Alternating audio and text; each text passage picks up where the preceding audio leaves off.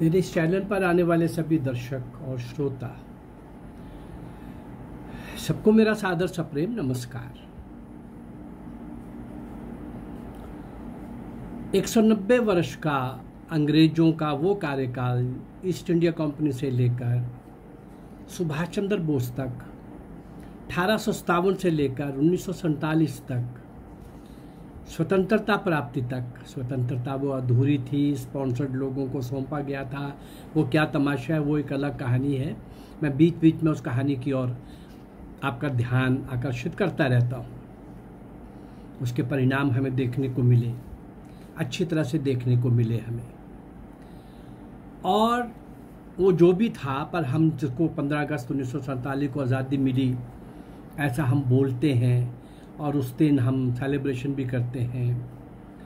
तो आज लगभग 73 साल 74 साल होने को हो गए हमें उस अधूरी आज़ादी को प्राप्त किए हुए।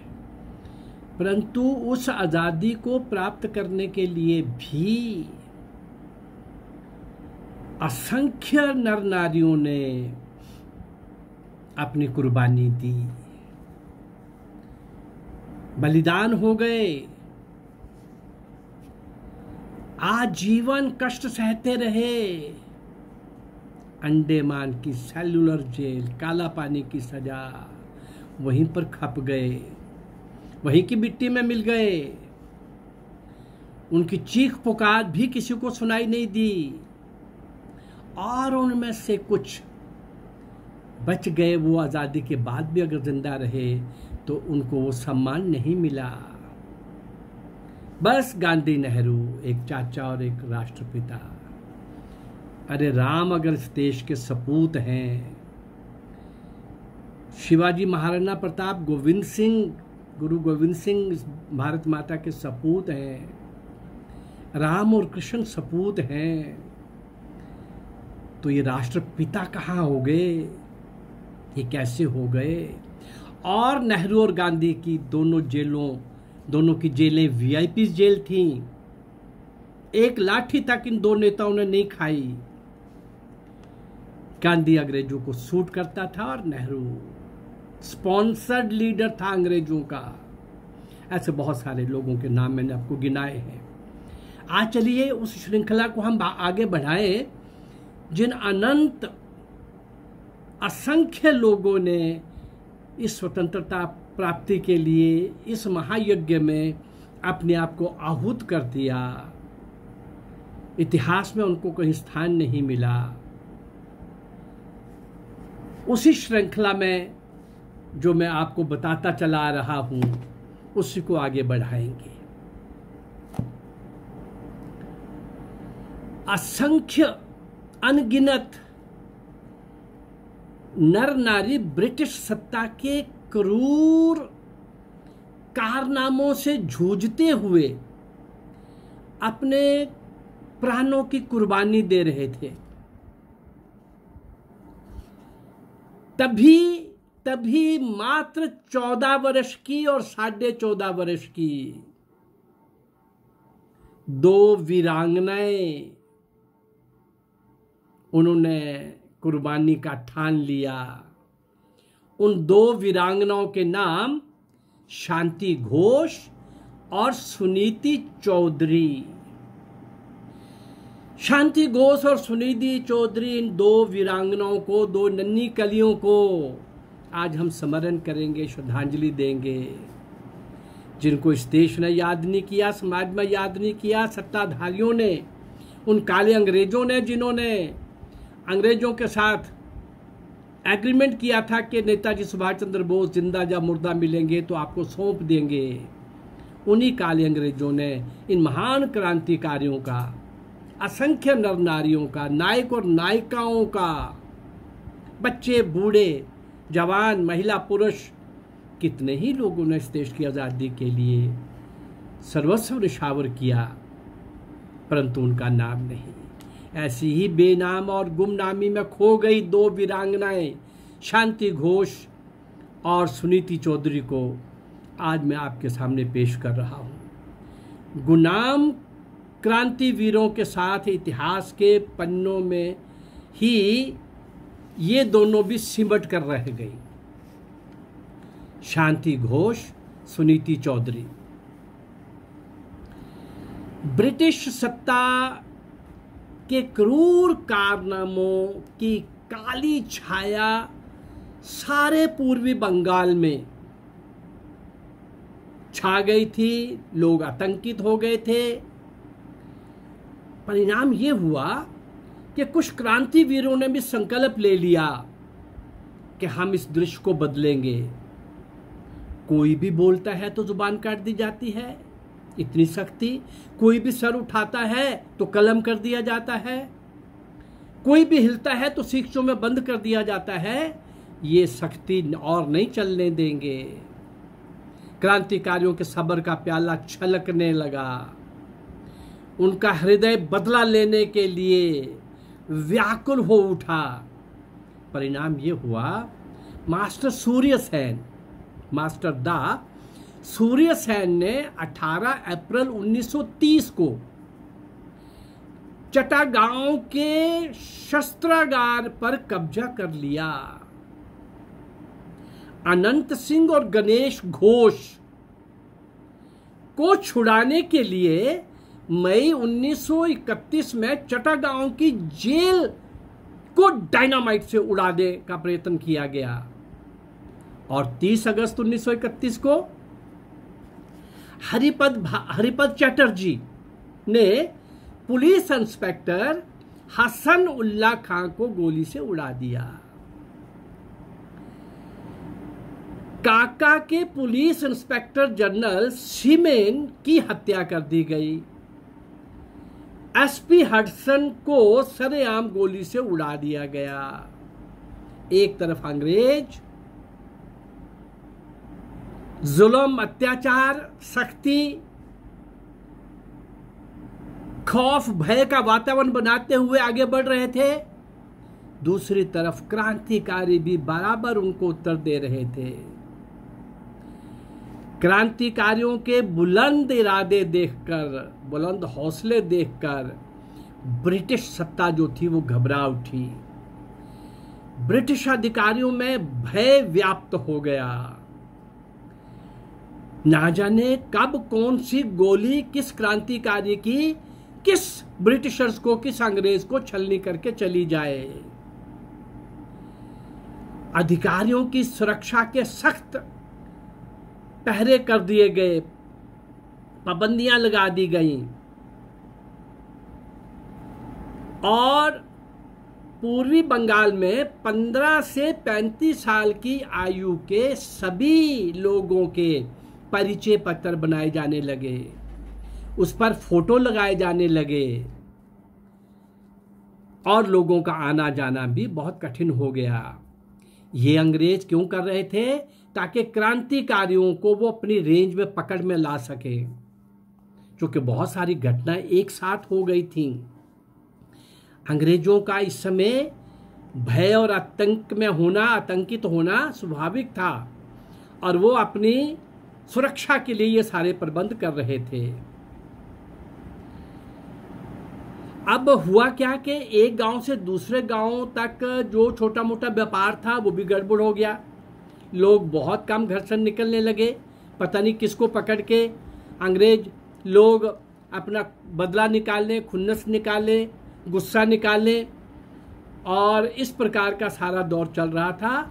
सरकार ने चप्पे चप्पे पर पुलिस और सेना का पहरा बिठा दिया था।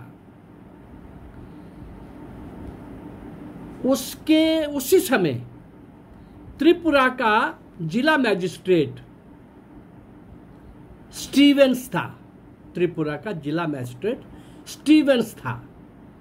स्टीवेंस ने ऐसा दमन चक्कर चलाया हुआ था कि क्रांतिकारियों पर तो अंकुश लग ही गया था, लगाया ही जा रहा था। साधारण नागरिकों की भी एक गांव से दूसरे गांव तक जाने में कठिनाई हो रही थी। व्यापार गड़बड़ हो रहा था। छोटे छोटे गांवों में रोजमर्रा की चीजें ना पहुंचने के कारण लोगों की जान आफत में आ गई थी। लोग मुश्किल में पड़ गए थे। सारा कुछ जाम हो गया था। क्रांतिकारियों ने स्टीवेंस को जान से मारने की चेतावनी दे डाली। स्टीवेंस जो अत्याचार का प्रतीक बन गया था, स्टीवेंस को जान से मारने की धमकी भरे पत्र ने सरकारी महकमों में तहलका मचा दिया। स्टीवेंस की सुरक्षा के लिए सरकार का चिंतित होना स्वाभाविक ही था। इसलिए स्टीवेंस को सेना के सुरक्षा कवच में रखा गया। उसके किसी भी समारोह में आने जाने पर पाबंदी लगा दी गई। इतना सख्ती में उसको घेरे में रखा जाने लगा। बार बार धमकी भरे पत्रों के मिलने से उसे जिला हेडक्वार्टर के कोमिल्ला शहर में एक ऐसे बंगले में रखा गया जो चारों ओर से कंटीले तारों से घिरा हुआ था। बंगले के चारों ओर ऊंची कांटेदार तारों की 2 बाड़ें लगी थीं। यही उनका घर और यही उनका कार्यालय। स्टीवेंस जो दूसरों के लिए अत्याचार कर रहा था, वो अपने घर से निकल नहीं सकता था, क्योंकि क्रांतिकारियों ने उसको जान से मारने की धमकी भरे एक नहीं अनेक पत्र लिख डाले थे।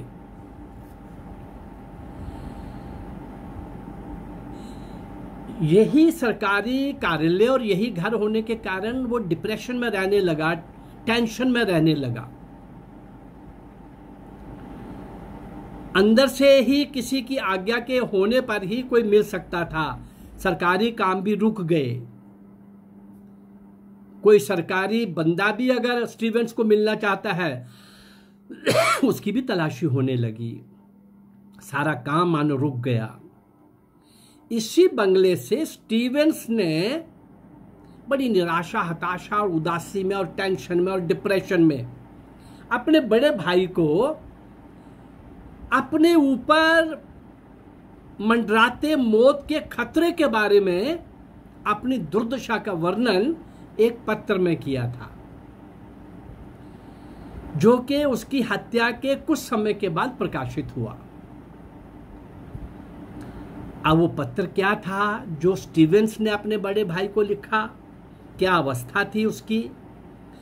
क्या अंग्रेज यहां अत्याचार कर रहे थे और उनका बदला किस प्रकार से यहां के क्रांतिवीर उनका बदला ले रहे थे और मुकाबले में खड़े थे और जान हथेली पर लेकर के चल रहे थे? और कैसे स्टीवेंस ने क्रांतिकारियों को तंग किया हुआ था, आम नागरिक को तंग किया हुआ था, और कैसे अब वो स्टीवेंस किस टेंशन में जी रहा है, किस बाड़े में, किस घेरे में, और वही घर और कार्यालय समझ करके जो काम चल रहा है वो काम ना के बराबर। उस टेंशन में जो बड़े भाई को पत्र लिखते हैं, उस पत्र का भी जिक्र हम कल करेंगे। और जिन 2 वीरांगनाओं की हम बात कर रहे हैं, शांति घोष सुनीति चौधरी, शांति घोष सुनीति चौधरी, इन 2 14 वर्षीय और 14.5 वर्षीय बालिकाओं ने, वीरांगनाओं ने क्या कारनामा किया, क्या वीरता दिखाई, किस भाव से वो गई, कहां गई, क्या करके कहां पहुंच गई, और उनको काला पानी की सजा भी हुई। किस दौर से वो गुजरी, आज़ादी के बाद भी वो जिंदा थी, क्या हुआ, इन सारी बातों की चर्चा हम कल करेंगे। इतने लोगों की क्रांतिकारियों की, नायक और नायकों की, महिला पुरुष, बच्चे बूढ़े नौजवान, सब लोगों की अलग अलग कुर्बानियां, बलिदान, सर्वस्व निछावर करने वाले, आखिरी श्वास तक लड़ने वाले, जूझने वाले, उन सब को इतिहास में कहीं स्थान नहीं मिला। नेहरू और गांधी, मुगल, बस भारत यहीं से शुरू हुआ और यहीं खत्म हो गया। ये बड़ा दुखदायक विषय है, कष्टदायक विषय है, पीड़ादायक विषय है। मैं इस पीड़ा को आप तक पहुंचा रहा हूं, असंख्य नायक नायिकाओं को आपके सामने ला रहा हूं। मेरा लाने का उद्देश्य केवल यही है, एक तो उन मौन तपस्वियों को, वीर पुरुषों को, महिलाओं को, वीरांगनाओं को, नायक और नायिकाओं को देर बाद ही सही पर हम स्मरण भी करेंगे, श्रद्धांजलि भी देंगे और आज की पीढ़ी को बताएंगे कि यह आजादी किन लोगों ने लेके दी थी। मैंने वीरमंगल पांडे से सुभाष चंद्र बोस 1757 से 1947 तक के लगभग 185 वीडियोस आप तक 185 वीडियोस भेज चुका हूं। उसमें कुछ क्रांतियों को श्रद्धांजलि देने वाले गीतों को छोड़कर 40-50 वो होंगी। 140-130 जो मैंने आपको वीडियोस भेजी हैं उनमें से केवल 5-7 को आप जानते हो। मोर देन 130 वो लोग मैंने दिए हैं आपको जो आप नहीं जानते, मैं भी नहीं जानता था, कोई नहीं जानता। ऐसे असंख्य वीरों को, इन क्रांति वीरों को, स्वतंत्रता समर के क्रांति वीरों को हम स्मरण भी करेंगे, श्रद्धांजलि भी देंगे, इनको नमन भी करेंगे। इसी श्रृंखला को, क्रम को आगे बढ़ाने के लिए हम कल मिलेंगे। मेरे इस प्रयास को अगर आप अच्छा समझ रहे हैं तो मेरे इस चैनल को आप लाइक करिए, सब्सक्राइब करिए और शेयर करिए।